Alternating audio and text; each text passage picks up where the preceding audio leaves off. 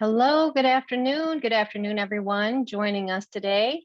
We're so delighted to have you. Welcome to SummerWorks Career Sneak Peek Speaker Series featuring Christie Baer, Assistant Director for the Center of Finance, Law, and Policy with the University of Michigan.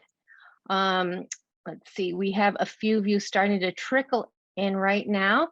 We do have I am Michelle Galbraith. I work at Amy Cell Talent, and I will be facilitating today's session. As all of our attendees are trickling in, I would like to make a note of a couple of important things. First, this webinar will be recorded and it will be posted to the SummerWorks YouTube site in the upcoming week. During these live presentations, please excuse cameos from K9 colleagues and other unexpected moments. We hope this doesn't happen, but if the webinar were to close unexpectedly, please reopen it from the link you used to attend this presentation. We welcome your questions, so please type them in the questions.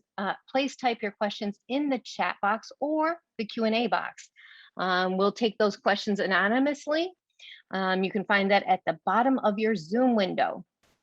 I will be monitoring this while our amazing speaker, Christie, is giving her career talk. We will also have about 10 minutes of designated Q&A time at the end of this session. Please also feel free to use the chat feature to type in +1 when you are in support or in agreement with something that someone said, especially our speaker, whether that's an attendee as well for the questions they're asking. Let's practice this now to show me that you are here. Please enter +1 into the chat window.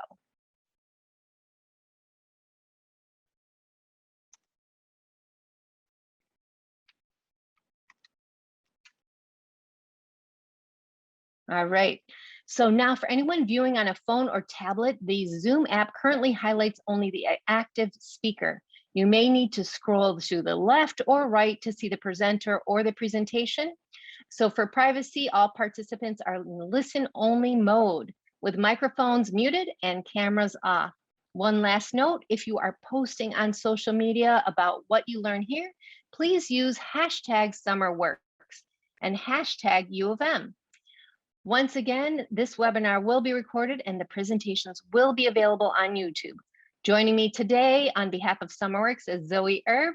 Thanks so much for all your programming and for the support of our youth this summer. Thank you to our audience for taking the time out of your day to explore various career paths. Perhaps this will lead you to consider a career path you didn't before learn of, as well as really great tips that Christie's going to be sharing with you. She's our featured speaker. She's an assistant director on finance, law, and policy. Christie is excited to share advice from a hiring manager's perspective. What you don't know and your parents couldn't tell you. During her talk, Christie will discuss what employers are looking for with tips on resumes, cover letters, and interviewing, with a primer on the unwritten rules of middle-class workplaces. So be sure to take notes and take it away, Christie. Perfect. Thanks, Michelle. Thanks, Zoe, for having me. Thanks to all of you for coming. I am super impressed that via Zoom that you've managed to take the time to do something like this. I'm Christie Baer, and I currently work at the University of Michigan. As Michelle said, I am the staff director of a research center there, which is a little bit like running a startup inside of a really well-developed university. Before that, I have been a business owner, a lawyer, a political consultant, an LGBTQ advocate. I have worked for a Carney. I've had like 40-something different jobs. And I thought what I would do today is the main thing that I have usually been is the boss. I have been approving other people's timesheets since I was a sophomore in college. And I have been in a position of hiring a lot of people over 20-something years, even though I'm just really not that old. And so the talk is going to be divided into a couple of different parts. The first part is I want to share some of the things that I've learned about operating successfully in professional workplaces when you didn't grow up in a middle-class family, and a little bit about some of my experiences that I think are still relevant. And then the second part of this is I'm going to give you some like straight skills. We're going to look at some good resumes, some bad resumes. I'm going to pick them apart and tell you why they're good and bad, and hopefully leave you with some actual skills that will be helpful to you, including, and get excited for this, my magic no fail formula for the question, tell me about yourself. So throughout this is intended to be kind of interactive. I hope it's fun. If it's boring, you're totally welcome to bail. If you want to ask questions, ask them. We'll have little polls. So let's just get started. So as I was preparing this, a lot of times I think people go to career talks like this, or they give talks like this, and they're already like pretty advanced in their careers. And that's certainly true for me, right? So it's really challenging, I think, when you are at the earliest part of your career, as you all are, to understand like, okay, but how did you get there? And the other thing is that as people become more successful, they start to assimilate into some of the cultural rules of middle class life. And so things that would would otherwise be they become invisible. And so at this point in my life, I'm 44 and I've been a lawyer. I'm married to a lawyer. My friends are all have white collar jobs that are exempt with biweekly direct deposit. And so you wouldn't know that how I started out is very different. So, so let me tell you about my first job. First, I have been babysitting since I was 11. That is right. A long, long time ago, not even that long ago, people paid 11-year-olds to take care of their children while they went off and did things. Was that wise? I don't know. But my first legit job, the one that in the formal economy where I had taxes out of my paycheck, was provided for me, which was good because I grew up in this this little mill town where the mills were closing in rural Maine, and there really were no jobs. The town that I'm from is so small that there's no stoplight. There's still no stoplight. The population was at like 2,000. It's less than 800 now. And the thing you should know about that is as the paper mills had been closing, all of those good paying jobs that my uncles had, even my grandmother worked in the paper mill, the lumberjacks, like all of those jobs related to the lumber industry were going away. And so there weren't a lot of jobs to choose from. So where you grew up geographically matters in terms of the choices that are available to you. And I don't think I fully appreciated that until I went to college later and studied sociology and was like, oh, look, it's called public policy and urban planning. So my first job was provided to me by a program called Upward Bound. So Upward Bound is a TRIO program. It's designed to help people who will be the first in their family to go to college. And as part of it, you take certain classes during the day. And then they also hook you up with a job. So my first job involved scraping gum off of the bottom of tables in a school. And you know what? It was a really good job. And I'm not even playing. This was a good job because somebody found it for me. And it was not possible for me to find a job on my own. I was smart. I was hardworking. I really wanted to work a lot. I needed the money. And in the area that I was in, there weren't opportunities for me.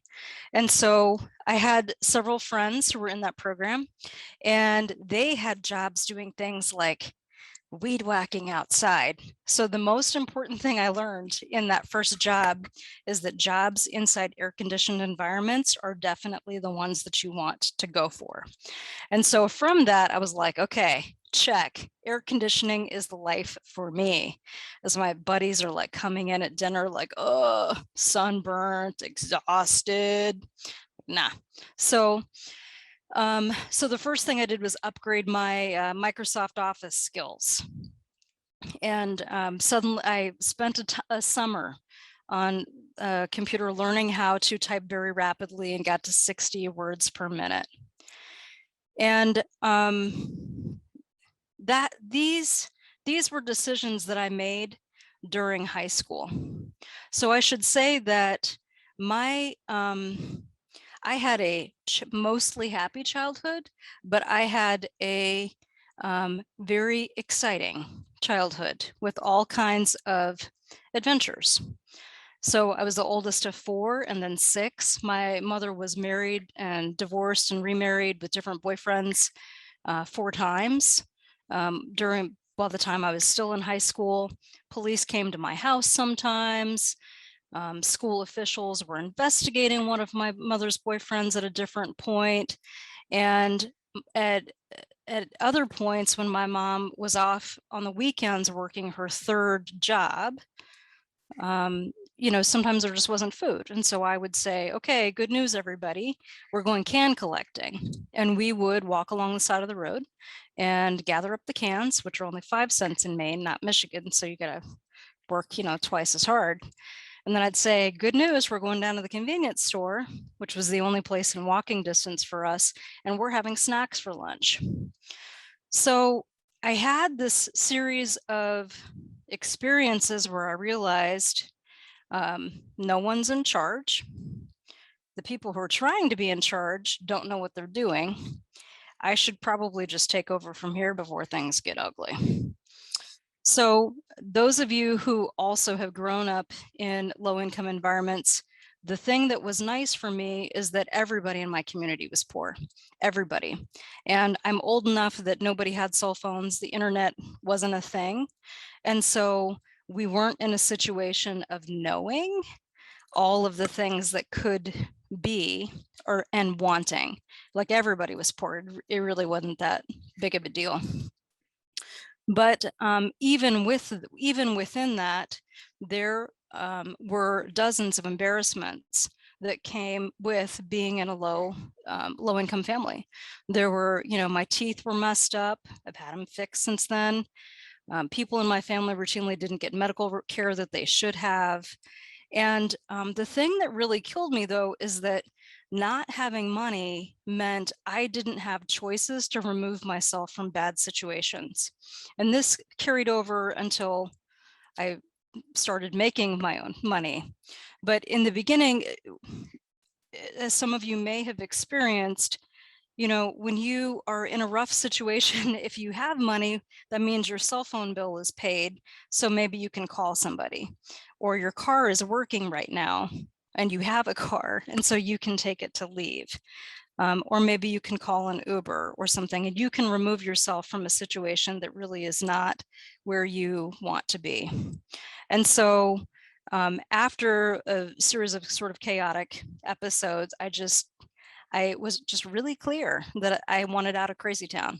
And so, and I figured that education was my ticket out of that. And so that means that I made different choices than some of my high school classmates did. We all sat in the same college prep courses side by side with the same instructors, but I did a ton of extracurricular activities, mostly to stay out of the house. Didn't drink beer, had my own issues with other people drinking beer, but on Friday nights, when my high school classmates were gathered around the bonfires in the woods, I was at home writing and reading books and publishing in small little student newspapers. And then the other thing is that as I got older, I also saw what happens when you have kids that you can't afford to take care of. And so unlike many of my classmates, I was 100% compliant on safe sex practices, not 99%, 100%, and never got into a position, made sure I wasn't in a position where I wasn't in a state of mind to be able to do that. And this paid off for me. I applied upon the encouragement of a mentor, I applied and got into Smith College, which is this outrageously expensive, really phenomenal private women's college in Western Massachusetts. My parents sat me down and encouraged me not to go. because it was very far away and they didn't understand how I was going to live. And in fact, my tuition package was free tuition and a work study job, but I didn't have living expenses. And so when I was not going to class or washing dishes on campus, I got a job waiting tables downtown. And ironically, it's waitressing that actually saved me. If you later in life, I read some of the research about people who were the first in their family to go to college, and a shocking number of them end up like feeling like, oh my gosh, what am I doing here?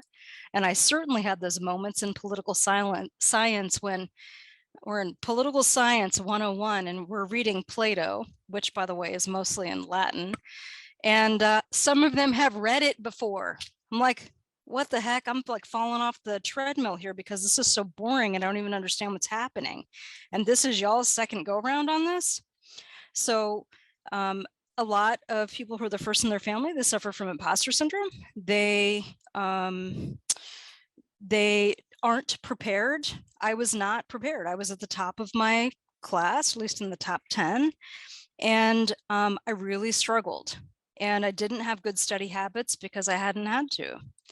And that's just part of when you move into a situation where the bar gets raised, you suddenly realize all of the things that you don't actually know. So, waitressing saved me because it allowed me to connect with working class people, and it gave me a community of people who were like the people that I knew. And so I needed to be with people. You know, I'm from a military family. Everybody cusses like a sailor. Everybody works hard and fixes their own stuff. And I needed to have an outlet to be with people who, you know, laughed loud enough to be heard like halfway across the restaurant. So between those early experiences, I was able to find a place for myself and graduate. I learned some really valuable things as I quickly got promoted, and I did get promoted, of course.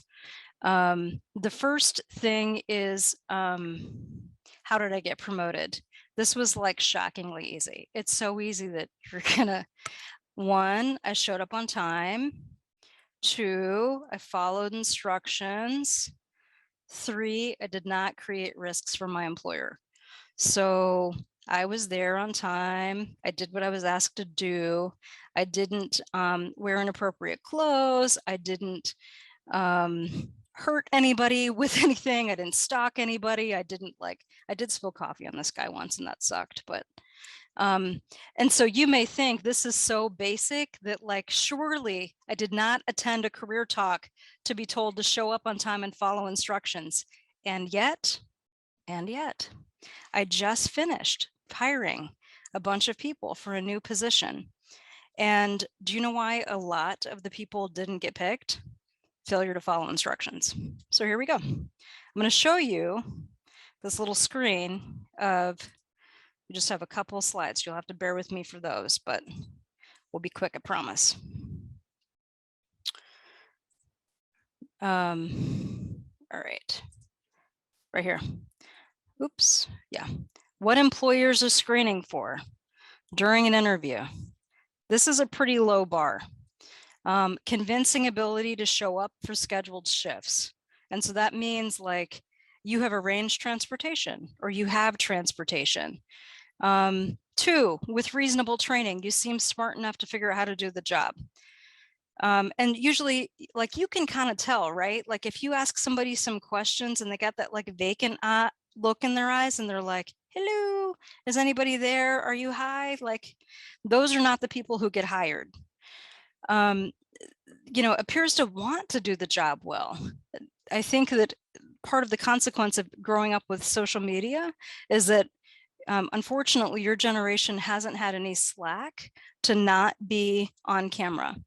You are always at risk of somebody watching what you're doing, taping it, judging it, snipping it, posting it to social media, and judging you. So if you feel like you're being judged all the time, in fact, you are. And so, so part of this is just wanting to the result of that, though, is that sometimes younger people have a hard time conveying enthusiasm because they are so wary about about the environment that you're in. 4, can this person stay on task without direct supervision, or are they going to like wander down the hall, who knows what? And then 5 is like creating legal risks, like, and some of that is, are they going to do poor work product? Are they going to be unprofessional? Are they going to share confidential information? Are they going to make a mistake and hide it? All of these things create risks for the employer.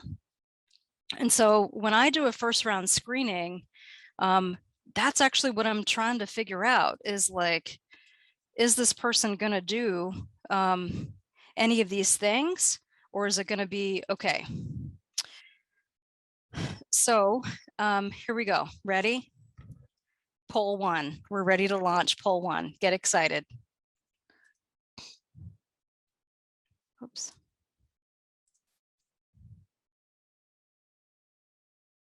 All right, here we go. Poll 1 is launched. All right, fastest way to get screened out of an interview. A, failure to follow instructions for applying. B, grammar issues or typos in your cover letter or resume. C, no clear explanation for why you might be a good fit for the job. Go ahead and vote.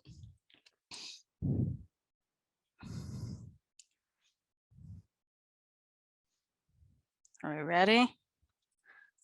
Yep.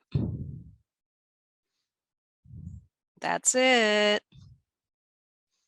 Number 1. So most recently, there were some really good candidates in the pool for a position that we were applying for.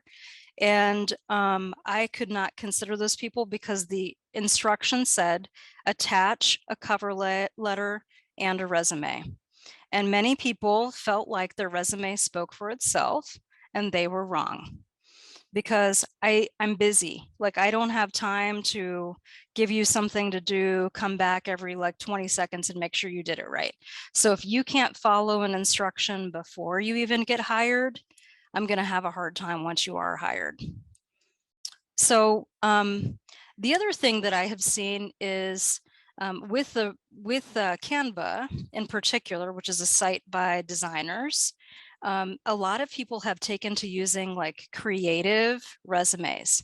This is a terrible idea. There are different kinds of resumes, but I'm going to show you what a good one looks like, and I want to show you what a bad one looks like. But because this is more fun, and I will try to fix my notes here.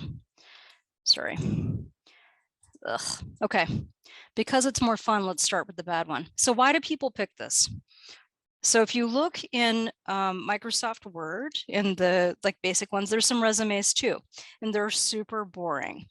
And so instead, a lot of times people in the early stage of their careers, you don't have as much to say, right? Which is fine, you're young, and there is still a place for that for you. But instead they'll be like, oh, this is so boring. I think what I'm going to do is go to this website that is for designers and have them and then pick a template from here. And so here's the problem with this. Well, there's like a million problems, but we'll start with some of the high level problems. Oh, sorry, 1 second here. First part. Why is this person's photo on here when she's applying for a teaching job? So if I get a resume, and I did actually in this last round get some resumes that had people's photos on it. And it's not a creative arts position. Now, if you're like applying for a job as a model or like some kind of acting position, okay, sure, yes, then I want to know what you look like. But if you're not, why is your photo there, really? Because what it says to me as an employer is I don't have enough to say about my qualifications or skills to be able to fill a full piece of paper.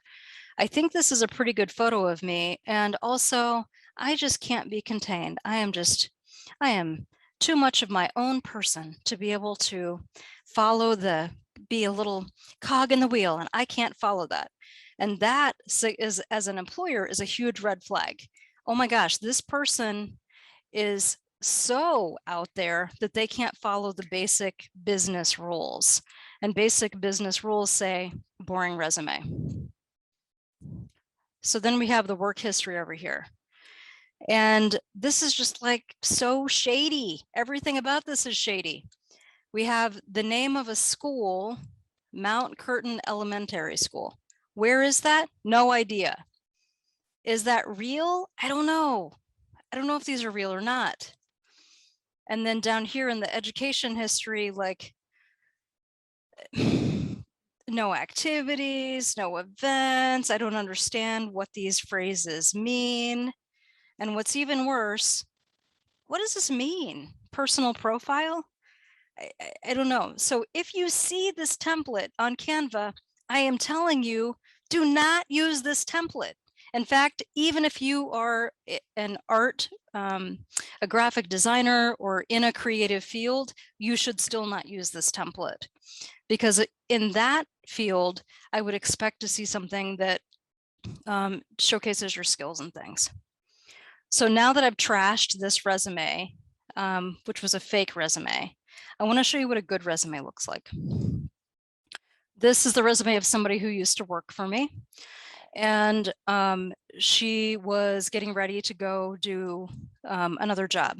You'll note that it's formatted in a very like boring, straightforward kind of way. But it helps me to see the career trajectory, which is what I'm looking for. There's a lot of white space around it. And so let's talk about some of the signaling, because there are some things that you want to reveal and some things that you might not want to reveal when you're putting together your own resume. I should also note that every single resume after your second job that gets sent out should be customized to the job you're applying for. And the way you match it up is you look at the job description. Item 1, how does that carry over? And every single item needs to carry over in some way if you can. So what makes this one good? First, it's 1 page. When you're at the beginning of your career, you don't need 2 pages. You only need 1 page. There's appropriate spacing. The spacing is consistent. It's in a business font. Don't do some crazy little serif font. I'm old. I have terrible vision. I mean, you know, with assistance I can see, but I can see the person's contact information at the top. This job here, this professional job, signals like, oh, look, I can handle confidential information. I'm organized. You can send me to do stuff. You might not have something on like this on your resume yet, and that's okay. I'm just signaling for you some of the other things. I would also say that not every job you have will go on your resume. Sometimes you do things because you need money, and that's okay too. This person was self-employed for a while. Sometimes people discount this, particularly in the early part of their career.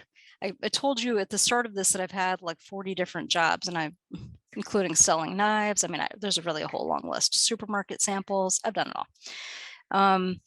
And not all of those things show up or should show up. But if you have something that's kind of sustained where you built a client base, it's okay if it's something like pet sitting. It could even be babysitting if you have like a regular roster of clients and you are treating it kind of like a business. And so when I see something like that, where someone's turned it into an item on their resume, that tells me that in their free time, they like to work. They like to work, and in their free time, they like to work. And I like those people. Those are the people that I want to hire. You get down to here and you have like a work study job, probably at school, but you don't need to add really much to it. So there's like 1 line for balance, but when the thing that you're doing is something that everybody's familiar with, you don't have to spend a lot of time explaining it. And then here you have an internship. Some of you will have internships as well. And you're looking for, you want to leave out the stuff that's like observed, you want to put the highest level thing that you did. And this is a mistake that I see a lot too in early stage career people, is that people will list the thing that they did the most often. You don't have to list that you answered the phone unless like you were like controlling a switchboard of like 10 different lines. Then I want to know that you were answering the phone, because that's sort of interesting. Same thing, a second internship, again, like you might even take these off unless they are your ticket to showing your progression in professional jobs. Down here, this person is listing involvement in the Queer Women of Color group. And that is a choice that signals like, hey, if you have a problem in this workplace with LGBTQ people, please don't call me. Having something about sports is good because everybody likes sports, and it signals to an employer that you're healthy, that you're not going to call out sick, and that you understand teamwork, you have leadership skills sometimes. And then this person also has their church involvement. Same thing as the LGBTQ thing. This is a social identity. And there are some workplaces that you just might not want to work if the people there are going to be hostile. So many people choose to just like, let's just disclose that up front so that if you have a problem, we can just agree to not work together. From a structural perspective, not great. But you can't make structural systemic change when you don't have the job yet. Okay, so from here, we're going to stop for a second. And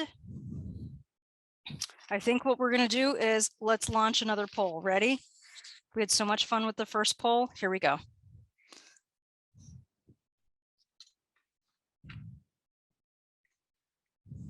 Okay. Photos on the resume. When is it a good idea to put your photo on your resume? A, you're attractive. B, you think that the hiring manager might recognize you if they see your picture. C, you're a model, actress, entertainer, and you're applying for a performing arts job. Or D, never. I know this is hard. This one's like slightly tricky.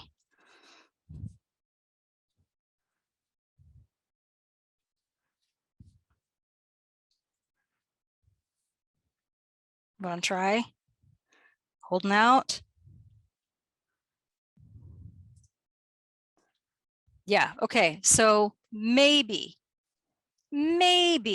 C, maybe if you're a model, actress, entertainer, and you're applying for a performing arts position. If you're not, even then, I would argue you probably shouldn't, because even then you would instead attach a headshot. So, so that one's sort of like a trick, right? The next thing is there is one question that you can be sure that you will be asked dozens and dozens of times throughout the course of your interviewing time. If you're self-employed, I guess that would be your only exception. And that is, tell me about yourself. So what does an employer mean when they say, tell me about yourself? I'll tell you what they want to know. What they want to know is, so I haven't had time to keep track of you. You don't exist as a real person to me yet. You are merely a name on a piece of paper. And I would like a minute to rescan your resume to remember who you are while you blabber for a couple of minutes. And also while you do that, I am going to be listening to see which experiences you pull out so that I can figure out if I like you or not. It's a terrible interview question. And yet you will be asked it dozens of times throughout the course of your life.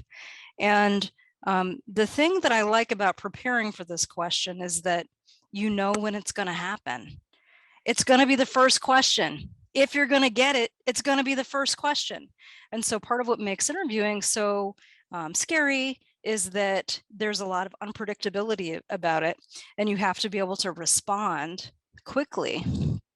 So this one, if it's coming, it's going to be in the beginning.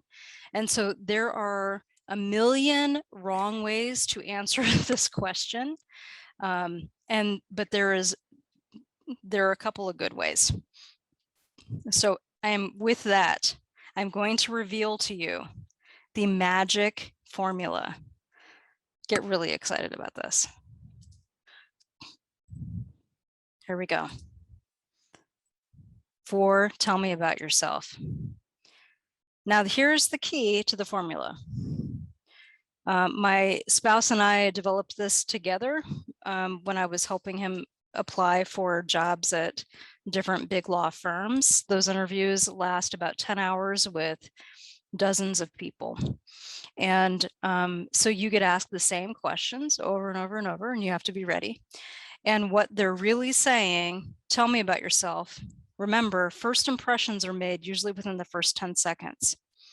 They're trying to figure out, am I going to like you? Are you going to do a good job? That's it. And so your job is to drop little breadcrumbs as you walk through your history to make them think that they are the ones coming up with the interview questions. Because a lot of times, if they're starting out with tell me about yourself, they sometimes don't have interview questions prepared. And so they're just sort of winging it. And so the best way for you to be successful in that interview is for you to control the session without seeming like you're in control. First part, where you grew up or your hometown. You can kind of decide if you moved around a little bit where that is. Then you'll want to next say anything important or relevant to the job that you did before. Maybe nothing, and if so, you skip it. What you're studying now.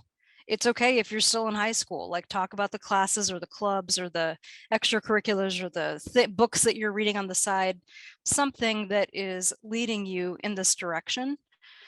You want to say what your future aspirations are so that they can see how this job is a progression and a path for you, because the alternative is this person just needs a paycheck. I'm going to spend a bunch of money onboarding them and then they're going to leave.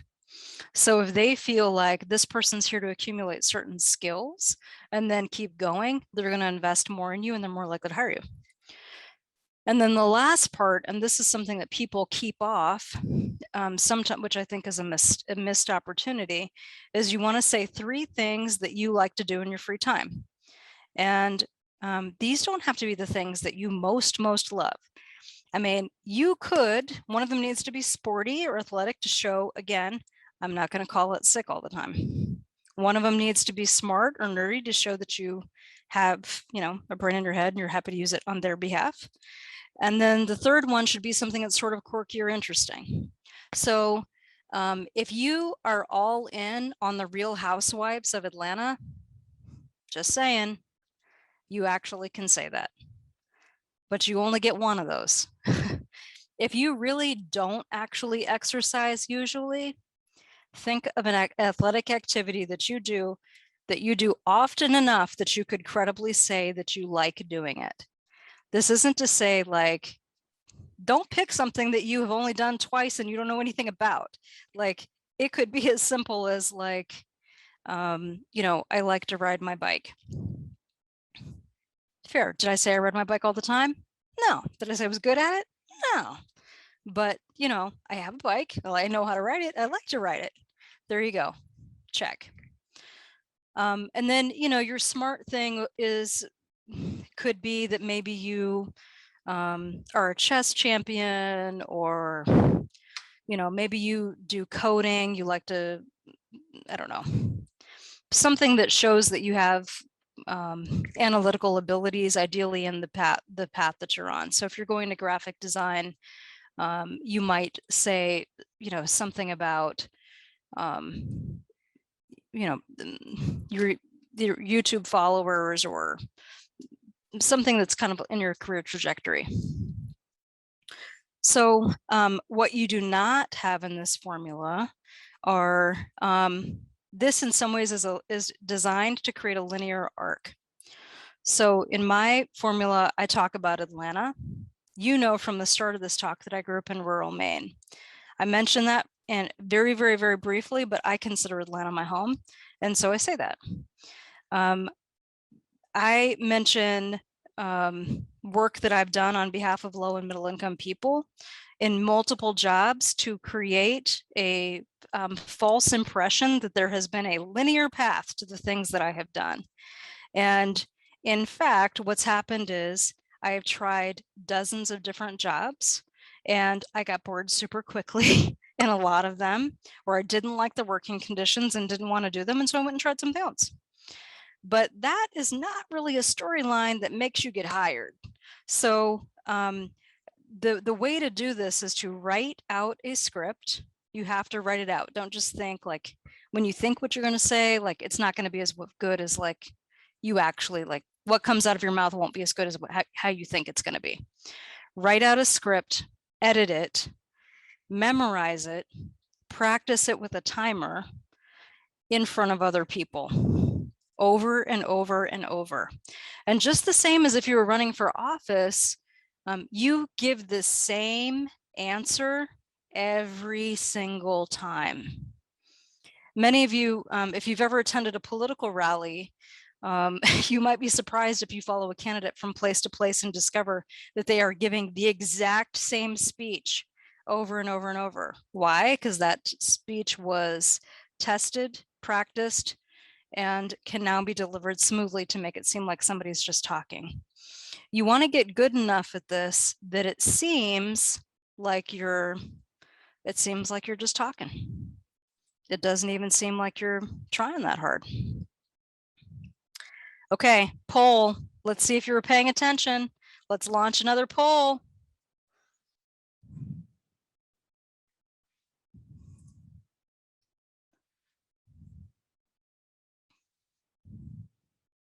Okay. See, now this is hard. This is like a law school exam here because you're being asked for the omission, the thing that is not on the test. Okay, so what is not part of the tell me about yourself speech? Is it your hometown? Is it work experience that's directly tied to the job you're applying for? Is it why you want the job? Or is it what you do for fun in a way that implies that you're smart? Oh my gosh. Did you all get better at this? I think you all started out pretty good at this. All right, ready? We'll share your results here. Yeah, it's C, why you want the job. Do you know why? No one cares. So you are sharing you're throwing out the breadcrumbs. If you played basketball, you are going to want to talk about basketball. If you had, you want to think about the things that like lots of people like, and then as you write out your script, hand it to somebody you trust and say, what questions do you have about me? Or what would you ask if you hadn't prepared to interview me based on this script? And then if you get questions from them that you don't want to answer, time to revise. Because the key is to lead them on the path to talk about the things that you want to talk about. Okay, last two things I want to mention that huge mistakes that I made in the early part of my career, and then I'll take questions if any of you want to ask any. The first is that I had this sort of rude, I had a hard time getting promoted in the early part of my career because I have a rebellious spirit. I already told you, I've been the most competent adult in the room since I was 14 in a lot of situations. And so I have a firm idea of what is right, and I feel like I should do whatever I want. And it turns out that if you want to get promoted, wearing Care Bear t-shirts and sweatpants to work is not one of those things that you should do.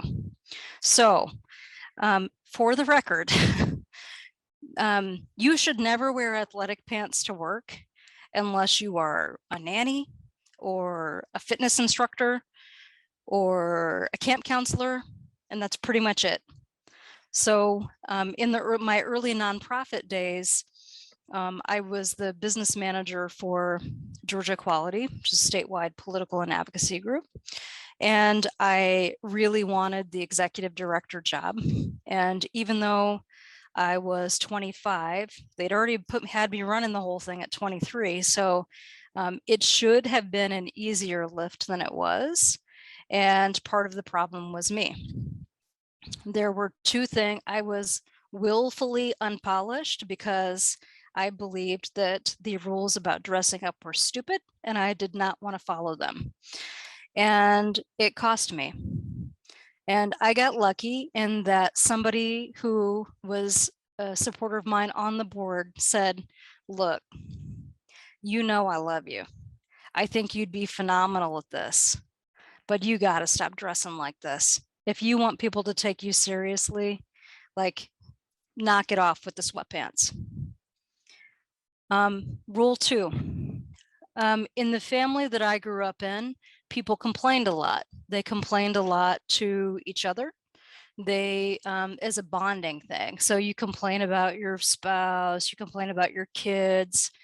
And since then, I've read some sociological research about how complaining is a way of bonding among lower income women in particular. It's an outlet of venting for folks who are not in a position to change the thing that they are upset about. So here's the thing: when you move up, if you are the boss of anybody, if there's a problem, then why aren't you fixing it? So there's no complaining. So I had a very rude awakening in my first professional job. I had graduated from Smith. I had been told I was one of the best of the best of the best, that we were elite, that we were destined to go do great things. I had a tremendously difficult time finding full-time employment for the first 9 months after graduation.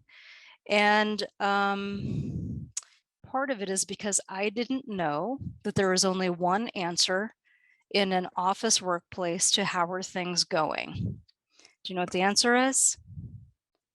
I bet you do. Great. It's going great. And so it's so great. Here, let's practice. Here we go. Ready?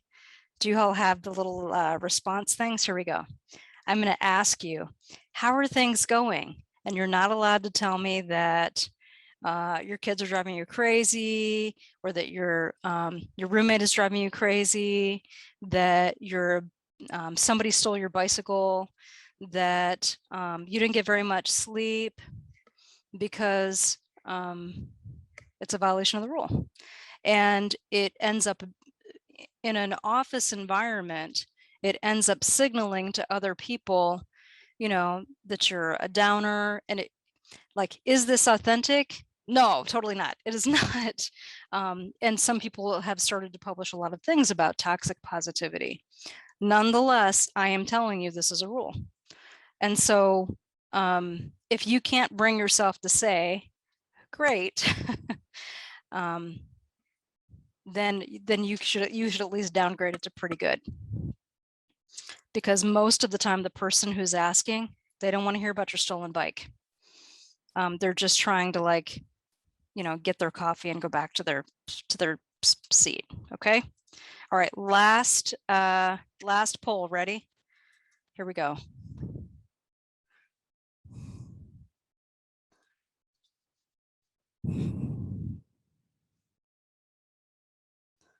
Okay. Athletic pants to work. I love them. You love them. And COVID, maybe they'll make a comeback. Maybe the rules will change. Somehow I doubt it. So when should you wear athletic pants to work? A, you're a nanny, camp counselor, or direct child care provider. B, you're a fitness instructor.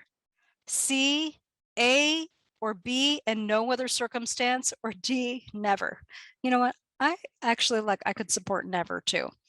But I mean, yeah, unless it is your job to wear these almost as if they were a uniform, Do not wear athletic pants to work.